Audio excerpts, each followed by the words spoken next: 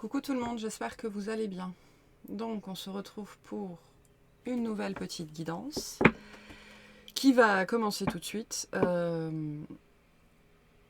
J'ai reçu ce message ce matin, après une nuit un peu compliquée. Alors, avant qu'on commence la guidance, le message ici, ça va être très très important de faire attention à vos réactions. C'est-à-dire non pas d'empêcher ou d'essayer de diminuer vos réactions, de les garder sous contrôle, absolument pas. Il va être très très important de faire attention à vos réactions pour observer ce qu'elles essayent de vous dire. Là, on vous invite à être vraiment attentif à vous-même dans ce que votre corps, ou vos différents corps plus spécifiquement, essayent de vous dire de vous-même. Vos réactions viennent toujours vous renseigner sur ok, là il se passe quelque chose. Donc on vous invite ici à être vraiment dans l'attention à vous-même. Donc le message de ce matin, je sais pas, qui pourrait, je vois des vagues en fait, qui pourraient vraiment déclencher des vagues. Pas forcément à l'écoute de cette vidéo, mais dans les heures, les jours, les semaines qui vont suivre, pour certains les années. Voilà, il y a un côté répercussion avec la vague. Donc, le message ici, de toute façon c'est celui, je pense que ce sera le titre de la vidéo, c'est ok d'avoir mal. Là, ce qui pourrait se réveiller tout de suite, ou ce que ça pourrait venir toucher, c'est l'injustice, l'incompréhension, voilà, qu'on abrite, hein, qui est toujours là, qui ne va pas disparaître. Mais il y a un besoin de clarification ici. C'est-à-dire que quand on dit c'est ok d'avoir mal, c'est ok de faire l'expérience de quelque chose qui fait mal ou qui fait du mal. Dans cette idée que si c'est ok de faire l'expérience de quelque chose qui fait du bien ou qui fait bien, c'est ok de faire l'expérience de quelque chose qui fait mal. Il y a ici un besoin de questionnement personnel sur... On est presque dans une question de valeur, ici on est carrément dans une question d'éducation, mais il y a une éducation ici collective, hein, on est à l'échelle, ce que j'entends de la société occidentale, donc il y a des mémoires ici judéo-chrétiennes qui sont très fortes. En quoi ce serait pas ok de faire l'expérience de quelque chose qui fait mal? D'où ça vient? Comment ça résonne dans ma vie? Comment ça s'installe à l'intérieur de moi? Et est-ce que je peux m'asseoir 5 minutes et me dire, bah ouais, en fait, pourquoi ce serait pas ok? Pourquoi ce serait, au niveau du système de la vie, hein, pourquoi ce serait pas ok de faire l'expérience de quelque chose qui fait mal? Je vis dans un écosystème, la notion d'écosystème ici dans cette guidance, mais en ce moment elle est très importante. Je vais y revenir après. On vit dans un écosystème à l'échelle de la planète où la vie, dans sa manifestation, elle peut être extrêmement violente et elle peut faire mal, notamment au travers du corps. Là, on va être beaucoup sur le corps, mais après, ça peut être émotionnel, spirituel, mental, psychologique. J'ai l'image d'un guépard qui chasse sa proie. Donc la proie, si elle se fait attraper, elle va avoir mal. Elle va passer un sale quart d'heure. Elle va avoir mal. Elle peut même commencer à être dévorée vivante. Donc voilà. On vit dans cet écosystème-là. C'est-à-dire que c'est une des vérités de l'expérience sur Terre aujourd'hui. Et là, on me ramène au Jardin d'Éden. On me ramène à cette période, à cette croyance, que c'est quelque chose qui est existé, que ce soit une mémoire à l'intérieur de nous, que ce soit vraiment de l'acquis. Parce que le Jardin d'Éden, on ne fait pas mieux que ça dans le judéo-chrétien. Hein. Quelque chose vraiment de profondément ancré à l'intérieur de nous, dans un monde dans lequel la souffrance n'existe pas. C'est le monde de l'enfance aussi, hein, le Jardin d'Éden. À certains égards, pas à tous les égards, mais à certains égards, dans cette notion d'innocence. Parce que la douleur, ce qui fait mal, c'est déjà très présent dans la sphère de l'enfance, mais on me ramène à ça ici, à cette illusion collective-là. Parce qu'aujourd'hui, et c'est marrant parce qu'on insiste vraiment sur cette notion de temps, aujourd'hui, la partie de jeu qui est en cours, là, dans laquelle on se trouve, la douleur est là, la souffrance est là, l'expérience de ce qui fait mal existe. Et pour certaines personnes, on vous dit il serait temps de sortir du jardin d'Éden. Le jardin d'Éden, c'est... tout le monde il est beau, tout le monde il est gentil. Voilà, il y a quelque chose, c'est pour ça cette dimension de l'illusion. Et c'est marrant parce que je suis très poussée à vous dire, ça ne veut pas dire que ça n'a pas existé ou que ça n'existe pas sur un autre plan, je ne sais pas. Mais aujourd'hui, vous n'êtes plus dans ce jardin d'Éden. Et il est probablement temps pour certaines personnes d'admettre ça. Et parce que vous faites partie d'un écosystème qui n'est pas un jardin d'Éden, c'est-à-dire dans cette dimension d'absence de souffrance, parce que absence de compréhension, absence de savoir, absence de connaissance, parce que le jardin d'Éden, c'est ça. Tant qu'on n'a pas croqué la pomme, donc la pomme du savoir, effectivement, on est dans l'ignorance, on est dans l'innocence. Et donc la conception du mal, de la douleur, de la souffrance est un concept qui est étranger, qui n'existe pas. Mais là, vous n'y êtes plus, en fait. Il est temps d'intégrer, je ne sais pas, cette vérité-là, c'est intéressant, vous verrez comment ça résonne pour vous. Il y a peut-être une part de vous qui est vraiment dans le refus de la brutalité de la vie, parce que physiquement, la vie peut être extrêmement, extrêmement brutale, mais même pas que physiquement. Parce qu'il y a une part de vous qui est toujours dans cette expectative-là, dans cette attente-là, dans cette reconnexion-là avec ce jardin d'Éden, dans cette espérance-là. Et donc, il y a une incapacité à accepter le fait que justement, c'est OK de faire des expériences qui font mal parce que ça fait partie du système de vie dans lequel vous êtes. Donc il y a une dimension ici aussi pour certaines personnes de refus d'incarnation. Je refuse d'être là parce que j'ai la connaissance de quelque chose d'autre qui existe ou l'espoir que quelque chose d'autre existe et ça m'empêche d'être complètement là. Et ça m'empêche aussi de faire l'expérience complète de l'expérience qui est la mienne. Parce que, je le dis de temps en temps, accepter le positif, c'est facile. Accepter ce qui est beau en soi, c'est facile. Voilà, il n'y a même pas de démarche à faire, c'est là. Et c'est important de comprendre que je ne dis pas que c'est OK d'avoir mal. C'est pas du tout la même chose. C'est pas du tout la même chose. C'est OK, c'est-à-dire de faire l'expérience de quelque chose qui fait mal.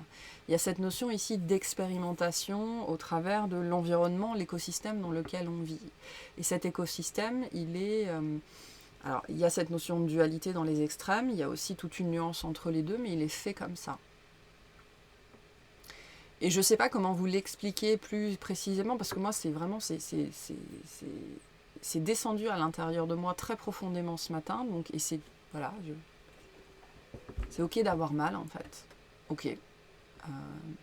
Avec cette question derrière, pourquoi tu ne voudrais pas avoir mal, en fait ?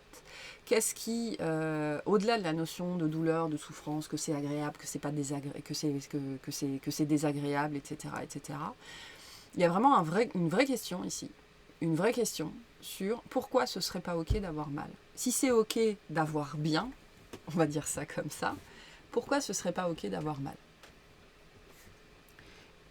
Et ce que j'entends ici, c'est qu'il y a, du coup, quand on est dans cette posture-là, où c'est pas OK d'avoir mal, on est dans un refus de tout un pan de l'existence.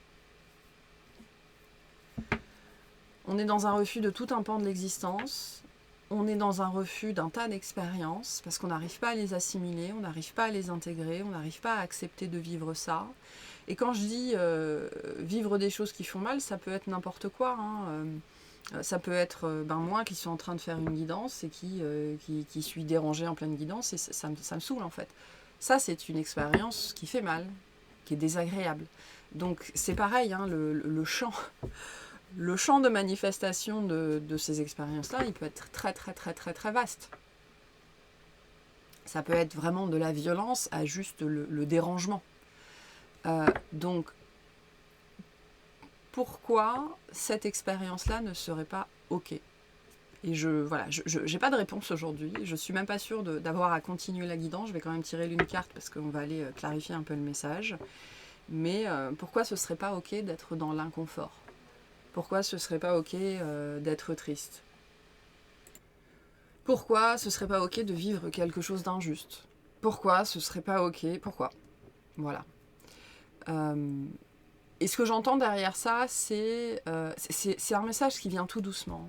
Donc pour certaines personnes ici, enfin je pense pour tout le monde, on parle de choses qui sont vraiment ancrées, qui sont fragiles, parce qu'il y a beaucoup d'ego là-dessus. C'est-à-dire que ça touche vraiment, il y a une notion de conception de la vie. On est sur des valeurs ici, vraiment, et je sens que c'est assez... faut y aller mollo, quoi. Faut y aller doucement. Et je sais plus ce que je disais.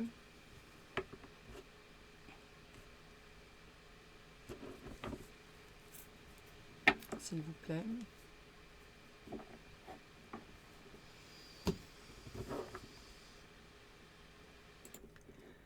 J'arrive pas à retrouver le fil de ma pensée, mais bon, peu importe, ça reviendra peut-être avec les cartes. Il y a bien évidemment, on nous invite quand même ici à faire... Il y a besoin d'une clarté mentale ici. Bien évidemment, il y a la question de préservation de la vie. Bien sûr. Mais on n'est pas dans ces considérations-là ici. On est dans une question philosophique en fait. Métaphysique, spirituelle, de foi, d'acceptation de la vie. Et je sens vraiment ce besoin sur ce sujet-là d'avoir ce recul. Si c'est ok de faire l'expérience de l'amour, pourquoi c'est pas ok de faire l'expérience de la peur? Parce que l'inverse de l'amour, c'est pas la haine, hein, c'est la peur. Si c'est ok de faire l'expérience de la richesse, pourquoi c'est pas ok de faire l'expérience de la pauvreté? Si c'est ok de faire l'expérience de la sécurité, pourquoi c'est pas ok de faire l'expérience de l'insécurité? Et je le sens profondément à l'intérieur de mon estomac. Ce que j'entends ici, c'est qu'il y a besoin d'aller toucher cette chose-là du doigt. Parce que au niveau psychique, au niveau intégration, au niveau compréhension, tant que c'est pas ok de faire l'expérience de ce qui fait mal, ben, il y a un refus, il y a un rejet de son expérience, de sa vie, de son histoire, de soi-même. Voilà. Ok, bon, je vais tirer une carte, je vais la lire. Et voilà. Allez. Qu'est-ce qu'on a ici? S'il vous plaît. Je suis Kali. Après la mort, la renaissance, avec l'énergie du 13. Donc, c'est cette idée qu'on vit dans un monde de toute façon de dualité extrême. On ne peut pas accepter la renaissance si on n'accepte pas la mort. On ne peut pas accepter le bien si on n'accepte pas le mal. On ne peut pas accepter le blanc si on n'accepte pas le noir. Et c'est vraiment ici cette idée très forte, voilà, d'acceptation. On est ici dans l'acceptation pure et de l'acceptation découle le pardon. Ce qui veut dire qu'ici, ce que j'entends, c'est qu'il y a des enjeux à cette simple petite question que vous pourriez vous poser avant d'aller vous coucher pour que ça fasse son chemin à l'intérieur de vous. C'est l'arbre qui cache la forêt ici. Et ça fait partie des questions que vous pourriez ou qu'on pourrait se poser, mais finalement derrière ça, c'est le besoin d'acceptation de la dualité de la vie, parce que s'il n'y a pas d'acceptation de la dualité, il n'y a pas d'acceptation du système. Et s'il n'y a pas d'acceptation du système, il ne peut pas y avoir d'acceptation de ce que le système peut nous offrir, peut nous apporter en termes de compréhension, en termes de libération, en termes de guérison. Et c'est pour ça que le mot ici, acceptation, il est très important. D'accord ? Il ne peut pas y avoir de renaissance, il ne peut pas y avoir de renouveau sans changement, enfin sans mort et sans changement. D'accord ? Parce que la mort, c'est juste un masque du changement. C'est exactement la même chose. Donc voilà, vous voyez comment ça descend à l'intérieur de vous, parce que je sens vraiment quelque chose qui a besoin de descendre. Et je vais vous lire la carte. Allez, on y va.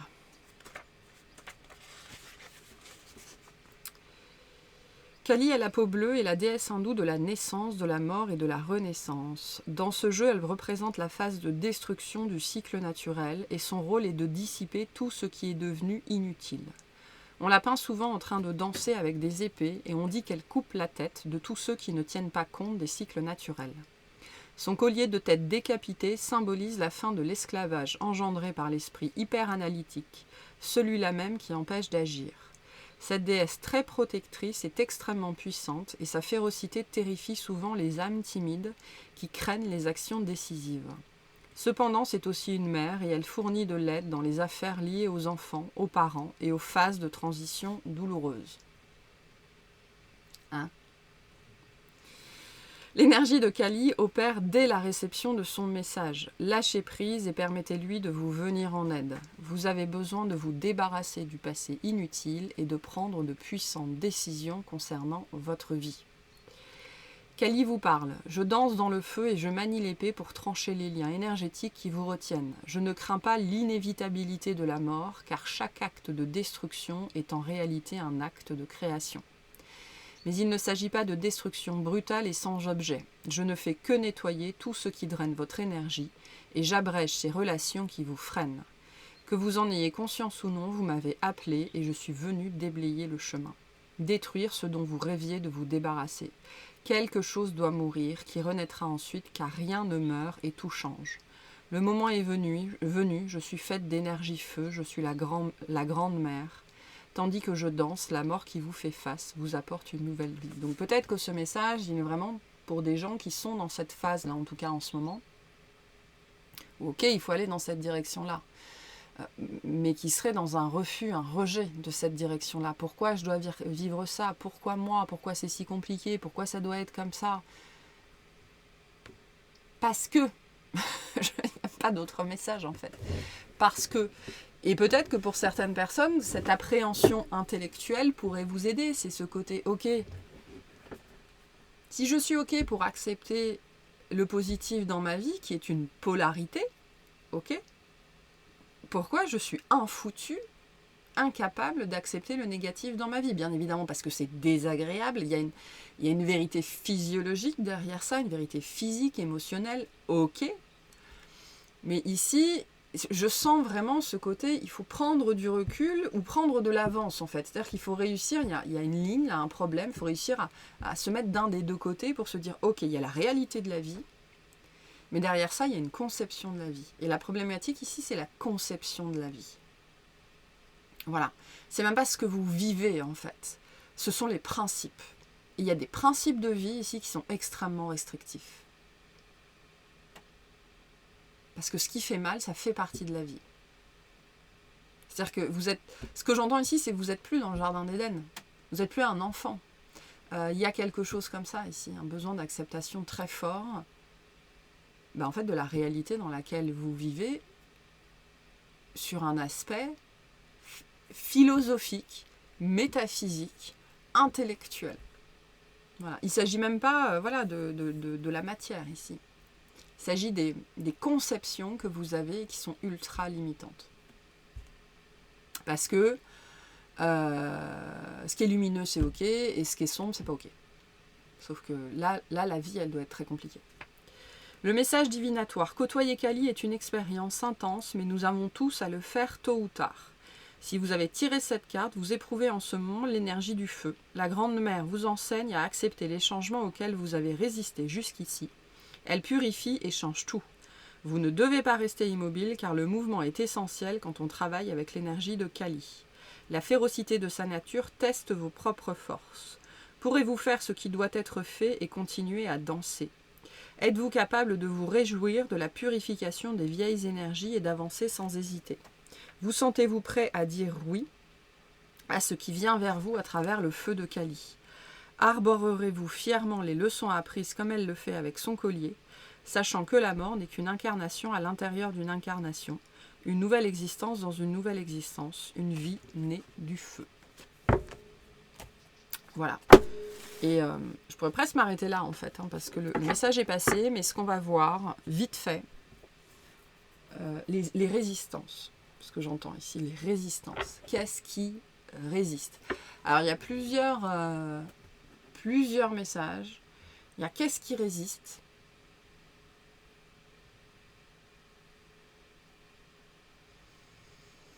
On va le faire comme ça. Il y a qu'est-ce qui résiste? Qu'est-ce qui fait peur? Et qu'est-ce qu'on attend? Ok, donc prenez comme ça résonne. Qu'est-ce qui résiste? Qu'est-ce qui fait peur? Qu'est-ce qu'on attend?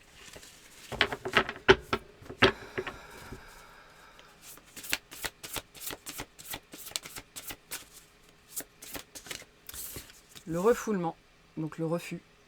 D'accord. Il y a quelque chose aussi que j'ai pas digéré, que j'ai pas accepté. Le refoulement de l'amour. Ok. L'amour, ça peut faire mal. Alors, c'est pas l'amour qui fait mal, hein, c'est tout ce que ça réveille à l'intérieur de nous. Ce que j'entends, c'est la vie n'est pas amour. C'est-à-dire que la vie est amour, d'accord, mais dans sa manifestation, elle ne l'est pas du tout. Ce que j'ai ici, c'est un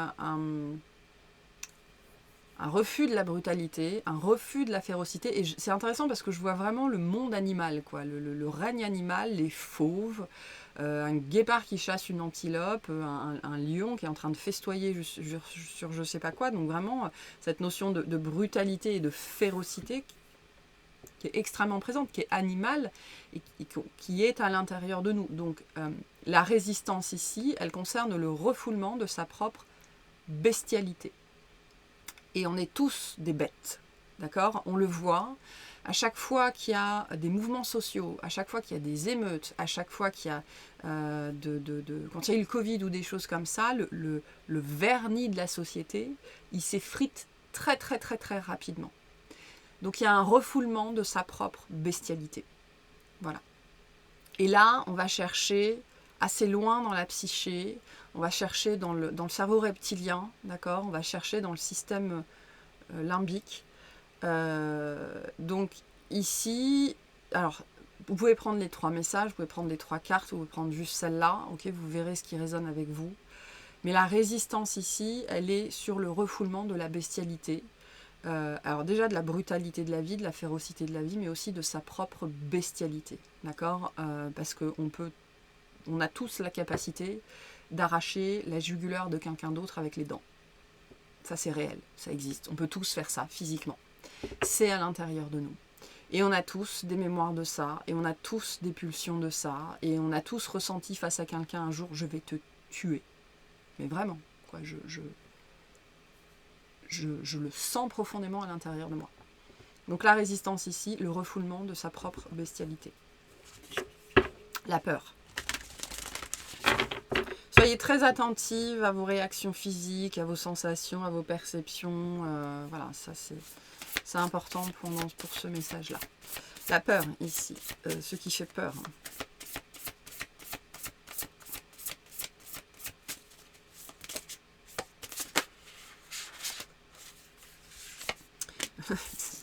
On a peur d'avoir peur. Voilà, on a peur d'avoir peur. Alors ça, c'est très commun. On a les regrets derrière. Peur de regretter quelque chose, peur de n'avoir pas fait, peur de n'avoir pas vécu, peur de s'être trompé. Mais on a peur d'avoir peur. Voilà. Et ça, c'est très commun. Enfin, ça ne veut pas dire que c'est agréable ou que c'est anecdotique, absolument pas. Mais la peur, c'est l'émotion la plus basse. C'est vraiment le truc qui vibre le plus bas. C'est extrêmement désagréable d'avoir peur. Et pour les gens qui sont bien carapacés, bien dissociés, bien à côté de leur pompe toute leur vie et qui pensent qu'ils ont peur de rien, qui sont droits dans leurs bottes et qui sont prêts à tout affronter, sont souvent des gens qui sont perclus de peur. On est tous perclus de peur. Et vous voyez, on est beaucoup dans le cerveau reptilien ici. On est beaucoup dans le principe archaïque de l'être humain. Ok ? Donc il peut y avoir aussi une espèce de période d'évolution très marquée aussi en ce moment qui est en train de se faire, qui peut faire remonter des choses d'ailleurs au niveau collectif, et on ne sait pas d'où ça vient. Mais je le sens comme ça ici, vraiment très fortement. La peur d'avoir peur, parce que la peur d'être dans cet état de stress, la peur de se faire bouffer, la peur... c'est intéressant parce qu'hier je regardais une vidéo sur comment c'est l'heuristique, le système heuristique. Enfin bref, comment fonctionne notre cerveau aujourd'hui, notamment sur la notion du stress.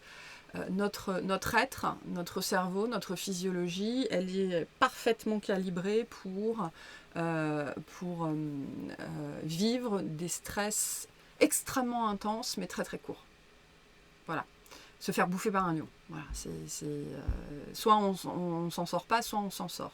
Et si on s'en sort, la période de stress, elle a duré 5, 10, 15 minutes, et puis pouf, elle s'arrête. Okay, donc notre physiologie, comme la physiologie de globalement tous les mammifères et d'autres animaux, mais tous les mammifères, elle est faite pour gérer le stress intense, mais court. Et aujourd'hui, il n'y a plus de lions dans nos vies, mais il y a des belles-mères, il y a des beaux-pères, il y a des problèmes d'argent, il y a des deadlines, il y a des examens, voilà. Aujourd'hui, on a un stress qui est chronique, en fait. On a un stress qui est chronique et on est dans une peur chronique. Parce que le stress, c'est ça. Hein, c'est de l'hypervigilance, c'est de la vigilance, et derrière ça, il y a de la peur. On est dans de la peur physiologique, ok. Mais on vit dans... notre mode de vie ici fait qu'on a peur de la peur en permanence. Parce que le stress chronique, c'est ça. J'ai peur de ce qui pourrait se passer. J'ai pas peur d'un lion qui pourrait me bouffer, mais j'ai peur que mon PowerPoint au travail, il fonctionne pas. J'ai peur de pas avoir arrêté le gaz. J'ai peur d'aller voir ma belle-mère, de manger avec ma belle-mère dimanche. J'ai peur de pas avoir assez d'argent sur mon compte. J'ai peur pour mes enfants pendant du moment où ils naissent au moment où moi je meurs. Donc ce stress chronique. En permanence. Donc, il peut y avoir ça pour certaines personnes. Peut-être qu'on vous invite ici à prendre conscience d'une vérité physiologique que vous n'acceptez pas, que vous ne réalisez pas plus spécifiquement pour certaines personnes. Parce que ça, c'est la réalité de l'être humain ici. C'est la réalité de l'être humain. Et la méditation nous aide, bien évidemment, à contrer ça un petit peu, à apaiser un peu notre cerveau, qui nous permet de développer d'autres capacités, d'autres compétences, de laisser de la place à autre chose. Mais je pense qu'ici, on nous invite à prendre conscience de cet état constant de peur dans lequel la société aussi, aujourd'hui, nous fait vivre, parce que notre cerveau est conditionné pour ça, d'accord ? C'est ce qui fait qu'on est toujours vivant. Mais aujourd'hui, c'est un problème. Et ce que j'entends, c'est qu'est-ce que vous faites contre ça ? Qu'est-ce que vous faites pour ça ?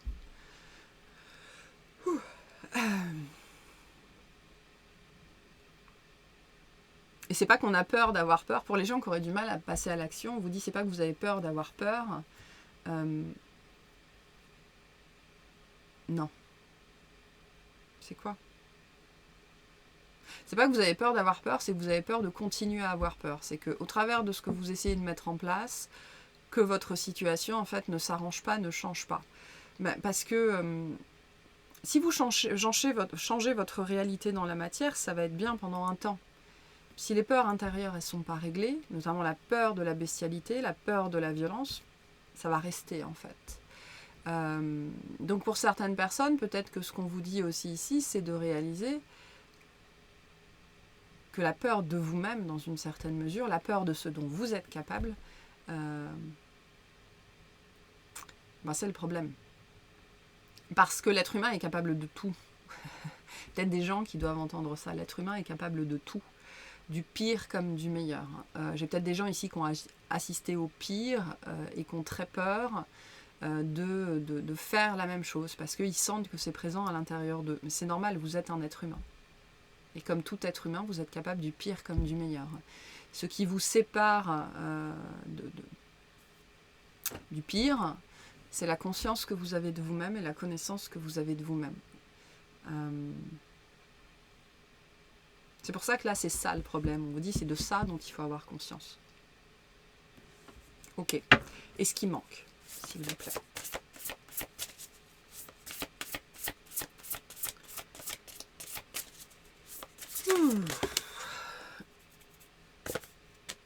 Ok, on a les reproches et le bonheur. Ok, donc trop de reproches.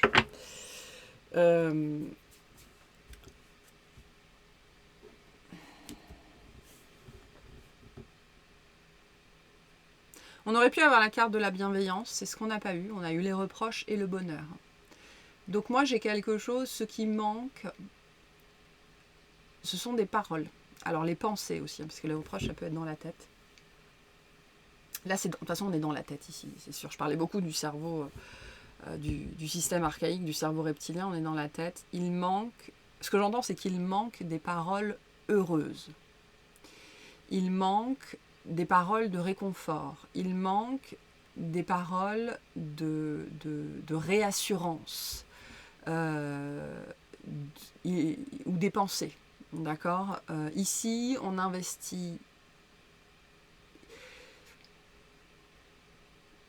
on surinvestit trop son système archaïque. Voilà. Notre cerveau est composé de plusieurs cerveaux. Pour les gens qui s'intéressent, je vous inviterai vraiment à vous renseigner, à développer vos compétences sur tout ce qui est neurosciences. Hein. Les systèmes sympathiques, parasympathiques, le cortex préfrontal, enfin ce genre de choses. Parce que notre réalité se forme à l'intérieur de notre cerveau. Là, j'ai un choix à faire en fait ici. Vraiment, j'ai besoin de... Qu'est-ce qui manque? Plus de conscience sur les paroles heureuses. Les paroles heureuses manquent dans votre vie. Les paroles heureuses qui sortent de votre bouche, mais aussi celles qui sont dans votre tête. Plutôt, et ce que j'entends ici, ne vous dites pas ça va bien se passer, parce qu'en fait vous n'en savez rien. Dites-vous ça peut bien se passer. En fait, il y a une notion ici d'accepter que les deux possibilités existent. C'est facile d'accepter que ça peut mal se passer. C'est ça, il n'y a pas de problème. On a tous vécu et c'est très présent dans notre cerveau. Parce que notre cerveau, il est fait comme ça. Il est le résultat de milliers d'années d'évolution, de milliards de générations qui ont survécu parce que ça peut mal se passer. Dans le doute. Dans le doute, on va stresser. Dans le doute, on va avoir peur parce que même s'il ne se passe rien, au moins, on était prêt. Et là, j'ai l'impression ici qu'il y a besoin d'un changement de paradigme conscient sur les paroles heureuses, c'est-à-dire que oui, ça peut mal se passer, mais ça peut aussi bien se passer. C'est-à-dire faire naître consciemment l'autre possibilité à l'intérieur de soi. Et donc là, il y a besoin d'un changement de vocabulaire. C'est un conseil, vous en ferez ce que vous voulez, on va arrêter la guidance sur ça. Ne vous dites pas ça va bien se passer. Dites-vous ça peut bien se passer. Et tout comme vous êtes capable de vous faire les pires scénarios, apprenez à vous faire les meilleurs scénarios. C'est-à-dire qu'ici, il y a besoin d'apprendre, c'est-à-dire que d'apprendre à faire coexister toutes les formes de la dualité dans votre tête.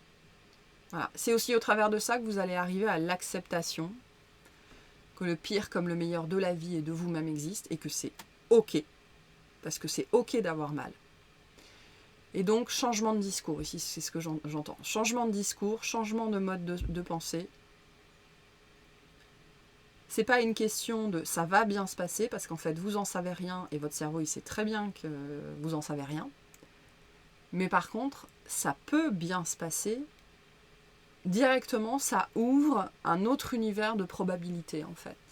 Voilà. Et votre cerveau, il aime les probabilités parce qu'il aime faire des plans sur la comète. Ok. Je vois tout ce qui pourrait mal se passer. On est au clair là-dessus, il n'y a pas de problème. Ça fait des millions d'années que tu travailles là-dessus. Ça va bien se passer, non, on n'en sait rien. Voilà. Et en plus, on va être déçu. Ok. Ça, c'est pareil, on met de côté. Ça peut bien se passer. Voilà. Et j'entends ici, laissez poser ça. Et voyez ce que ça déploie à l'intérieur de vous. Voyez ce qui sort. Ok. Ça peut bien se passer. Voilà. Et pour certaines personnes, vous pouvez extrapoler là-dessus. Et pour d'autres personnes, ça va suffire. Ok. C'est bon pour la guidance. Je pense qu'il y a beaucoup de messages ici. On va aller faire une extension sur ce sujet-là. Comme d'habitude, hein, le message le message des guides. Et je vais tirer juste un petit conseil, un conseil du corps. Hein, toujours revenir au corps. Sur, dans ces moments-là, hein, où tout ça ressort, qu'est-ce qui peut vous aider, ou alors juste qu'est-ce qui peut aider. Rayonner. Tu te sens briller, tu te sens rayonner, tu te sens magnétique. Profite de cette lumière que dégage ton être. Cultive-la pleinement et sens-la puissante et pulsante sortir de ton chakra du plexus solaire. Donc le travail sur le plexus solaire, le rayonnement, la vibration, ce qui émane de vous. D'accord, hein, les paroles, les pensées, c'est pareil. Travaillez, mettez de la conscience sur ce qui émane de vous. Parce que l'extérieur n'est qu'un reflet de l'intérieur. Donc voilà pour cette guidance. J'espère que ça vous aura plu, que ça vous aura parlé. Je vous souhaite une excellente journée.